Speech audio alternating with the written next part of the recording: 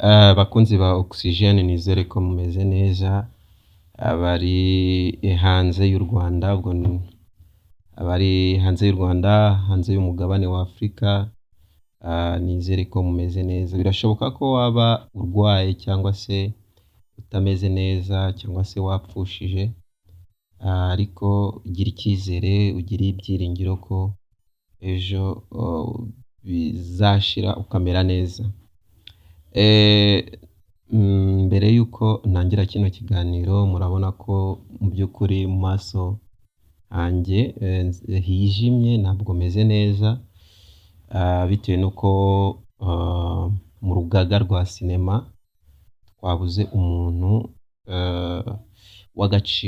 w'agaciro cyane, umuntu wari ufite byinshi yatangaga muri sosiyete nyarwanda, ariko navuga ko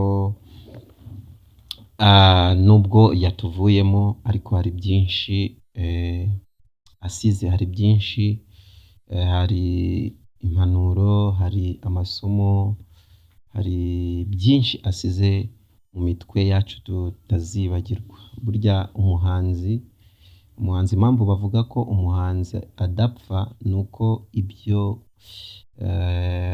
ubutumwa yasize budasaza. Ngira ngo mujya mubona indirimbo z'aba Lucky Dube, indirimbo z'aba Bob Marley, n'ubu turacyazumva kandi ziracyatwubaka. Mu by'ukuri ubutumwa bwabo ntabwo busaza. So rero ndashaka kugira icyo mvuga kuri Nyiramana. Ngira ngo muramuzi, abenshi bakurikira filime Seburikoko, ngira ngo mwari mumuzi. Navuga ko uyu munsi nibwo twabashije kuba twamuherekeza.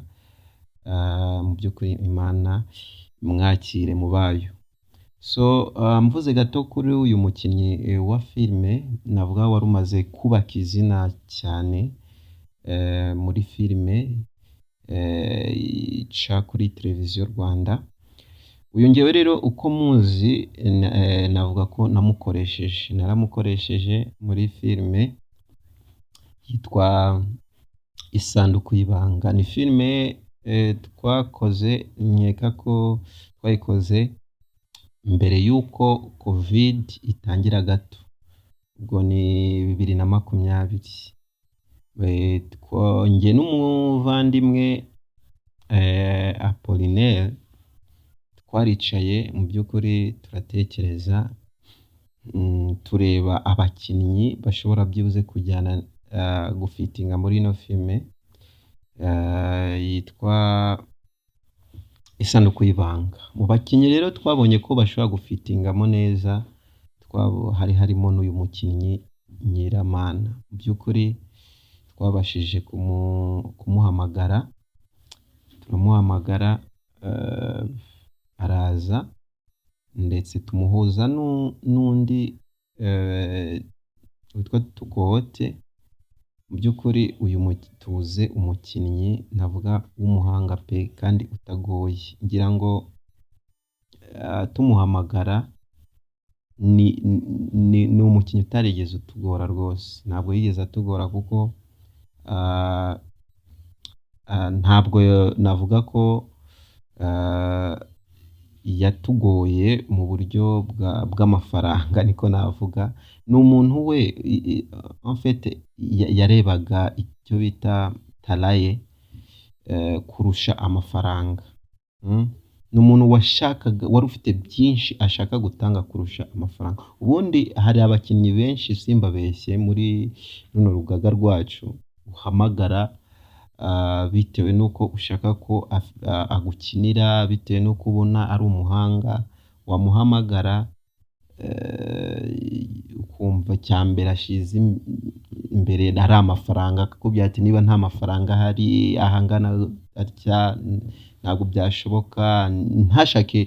Rimwe na rimwe ntashake ko munumvikana, ariko uyu we mu by'ukuri ntabwo yigeze atugora habe na gato. Se rero nk'uko mwakomeje kumva ubuhamya yagiye ubuhamya bw'abakinnyi bagiye bakinana muri filime Seburikoko, mwagiye mwumva ko yari umukinnyi utagorana, wumvikana haba kuri seti, uhora wishimye. Byabaga rwose byakugora kubona Nyiramana abwira umuntu nabi. Mu by'ukuri ni byinshi namuvuga. Igihe gito navuga ko twakoranye, dore ko iyo filime Isanduku y'Ibanga yaje guhagarara bitewe nuko covid yahise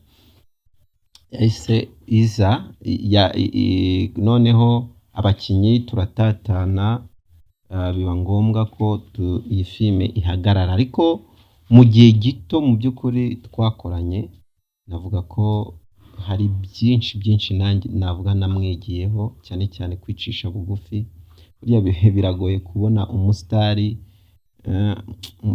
ushobora kubwira ikintu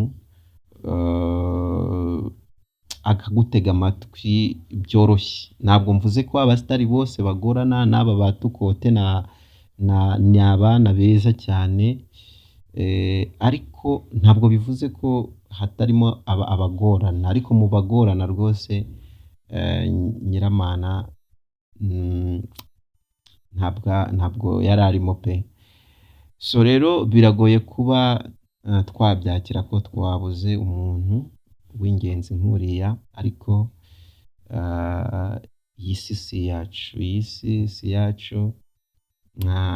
Ikibaye ni uko aradutanze gusa, ariko natwe tuzamusangayo. Imana ikomeze rwose imutuze aheza. So uyu rero ndashaka nanone gushimira ababashije kumuherekeza.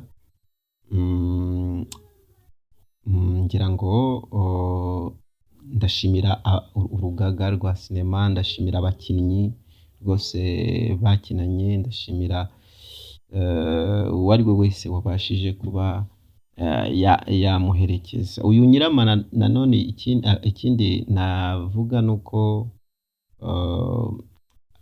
hari izindi mbaraga asize muri sinema. Navuga ko asize umwana rwose nawe uri gukina filime neza. Mu by'ukuri urumva ko ari izindi mbaraga zigiye gukomeza. Uyu mwana agiye gukomereza mu ntambwe nyina yari yarateye. So rero ntabwo navuga ko Nyiramana umwuga yari arimo cyangwa se imbaraga yatanze zirangiye, ahubwo umwana we agiye gukomerezaho. So ni byinshi navuga kuri uno mukinnyi wa filime tuvuze, ariko nanone twibuke ko impano, talent, message, filime yagiye akina, haba mu zo njye nagiye mukoreshamo, haba mu zo yakinaga, dore ko yakinaga muri Seburikoko nk'uko nabivuze, filime ikunzwe cyane ica kuri televiziyo Rwanda. Mu by'ukuri tuzakomeza, ntabwo azibagirana, tuzakomeza kujya tumwibuka, twibuka mu bihangano ndetse no mu butumwa yagiye atanga muri ibyo bihangano. So abamukundaga, umuryango we, dukomeze tuwihanganishe kandi twumve ko mu by'ukuri adapfuye. Ntabwo apfuye, ahubwo arasinziriye, kuko yari umuntu navuga w'ingirakamaro mu rugaga rwacu, mu rugaga rwa filime nyarwanda.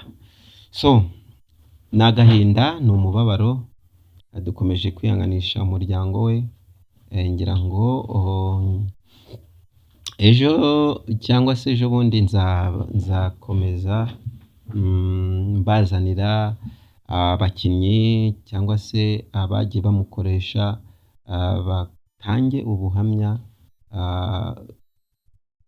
ubuhamya bavuga ibyiza by'uyu mukinnyi, kuko mu by'ukuri kubyakira ntabwo byoroshye, ariko nta kundi. So reka rero mbashimire abakunzi ba Oxygen TV, nakagaruka.